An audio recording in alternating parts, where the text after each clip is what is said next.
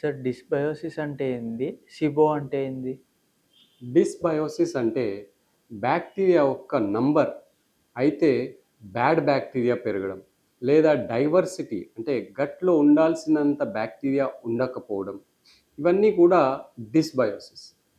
సిబో అంటే small intestinal bacterial over growth అంటే చిన్న ప్రేగులో బ్యాక్టీరియా ఉండాల్సిన దానికన్నా ఎక్కువగా ఉండిపోవడం. దానివల్ల ఏమవుతుంది, సిబోలో ఇమీడియట్గా తినగానే కార్బోహైడ్రేట్స్ ఫర్మెంట్ అయిపోతాయి. ఎందుకు? బ్యాక్టీరియాతో కలిసి. సో సిబో ఉన్న వాళ్ళు ఇమీడియట్గా తినగానే బ్లోటింగ్ లాగా అవుతుంది. అదే డిస్బయోసిస్ అనేది స్మాల్ ఇంటెస్టైన్ కన్నా ఎక్కువ లార్జ్ ఇంటెస్టైన్లో అంటే కోలాన్ రీజియన్లో రోల్ ఎక్కువగా ఉంటుంది. వాళ్ళకి తిన్న 3 to 4 hours తర్వాత బ్లోటింగ్ ఎక్కువగా అవుతుంది. సో ఇది అన్నిటికన్నా ఇంపార్టెంట్ డిఫరెన్స్. డిస్బయోసిస్ ఉంటే తిన్నాక 3 to 4 hours తర్వాత బ్లోటింగ్ అవ్వడం స్టార్ట్ అవుతుంది.